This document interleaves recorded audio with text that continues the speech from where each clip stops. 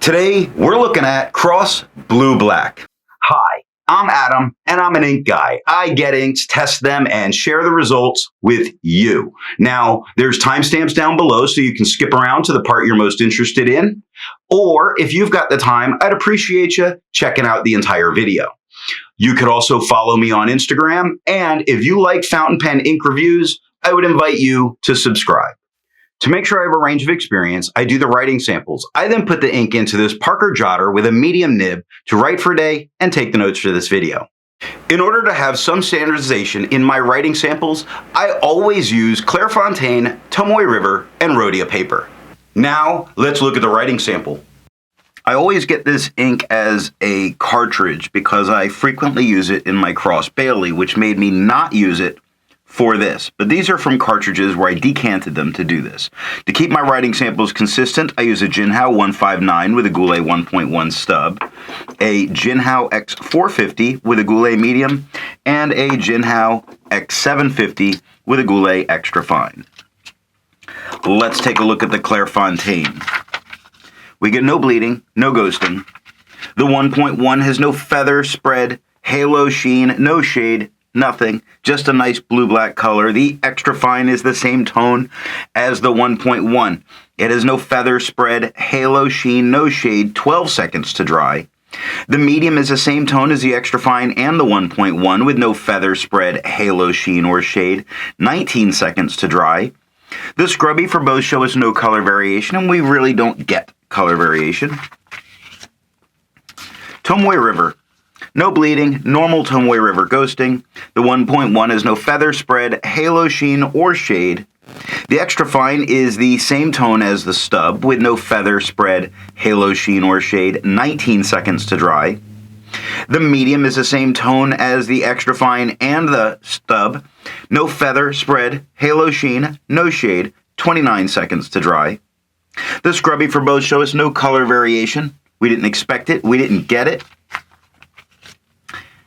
And the last in this batch is Rhodia. Now this isn't a bleed spot, but, well, it is, but it's from the scrubby where I'm putting it on stupid thick. Other than that, no bleeding or ghosting. The 1.1 has no feather spread, halo sheen, no shade. The extra fine is the same tone as the stub. It has no feather spread, halo sheen, or shade, 9 seconds to dry. The medium is the same tone as the extra fine and the stub with no feather spread, halo sheen, or shade, 15 seconds to dry. The scrubby for both shows no color variation. We didn't expect it and we didn't get it. I agree with Vita that I've learned a lot by doing multiple chromatographies. The one on the left is done the way it's supposed to be done. I put a line of ink down and immediately put it into water for 10 to 15 seconds. And what we see that's very interesting here is this is a green that pushes its way up into a blue. Very unexpected looking at its chromatography. The one on the right, I let dry for 10 minutes before I dunk it into water. And what we see is most of that green really stays in place at the bottom of this filter paper. It's not moving, not budging at all. Really says that that green's about to become the permanent element. Resistance tests are done to see how well this ink can be expected to perform on the page, and more importantly, how hard it might be to clean from your pen. I let the smear dry for 3 days before testing it. Looking at the highlighter, it handles itself fairly well. It does have a little bit of feathering that's occurring there. It does have, it gets thicker. It definitely has some spread. That extra fine goes to about a fine. It doesn't become blurry and unreadable. That's dealer choice, whether or not you feel that that's going to work for you in a note-taking situation. Water is reactivating and lifting, but not all of this. You can really see a line moving through where it's getting much lighter. However, it's not doing enough to really get rid of this ink. Now, pen flush does seem to be reactivating and lifting most all of this ink off. You really start to see a white of the paper areas coming through. So instead of only having 30 seconds, if it had a little bit longer, it could probably do everything you needed to get this out of your pen. The 1/3 bleach solution, although I don't think you would need it, does completely remove it from the page. The green that you're seeing is sort of from the paper towel putting some back down, but the green did it was the part that really put up the fight to get it out of the pen. So it might take a little bit more because there's some permanent aspects to this ink. If you do use the 1/3 bleach solution to get this out of your pen, just make sure that you immediately flush your pen with water so that you don't rust any metal parts. I test viscosity or flow with a tilt test that I'll link the video on how I do that. Now, for the inks I've tested, I have found an average viscosity of 2.5, with the realm of normal being from 2.1 to 2.9. Cross Blue Black has a viscosity of 1.79, making it a wet ink. To find my average dry times, I use my writing samples done on Clairfontaine, Tomoe River, and Rhodia paper. I average those, and for the inks I've tested, I found an average dry time of 17 seconds, with a realm of normal being from 13 to 21 seconds. Cross Blue Black has an average dry time of 16 seconds, making it normal. Instead of finding inks that look like Cross Blue Black, I would prefer to find an ink that complements its color on the page. Now, this is one of my favorite blue blacks, so I really wanted a very nice orange with it, and I chose Diamine's Blaze Orange. The second writing sample is done on TWSBI notebooks, moleskin, and 20-pound copy paper. In this writing sample, we're starting out with the TWSBI notebook paper. I genuinely like how the TWSBI notebooks work. They have no bleeding, no ghosting. The 1.1 has no feather, spread, halo, sheen, no shade. The extra fine has the same tone as the 1.1 with no feather, spread, halo, sheen, or shade. 10 seconds to dry, very respectable. The medium is the same tone as the extra fine and the stub with no feather, spread, halo, sheen, or shade. 17 seconds to dry. The scrubby for both shows no color variation. We didn't expect it and we didn't get it. Moleskin. Plenty of bleed, plenty of ghosting. The top's written with a medium, the bottom's written with a extra fine.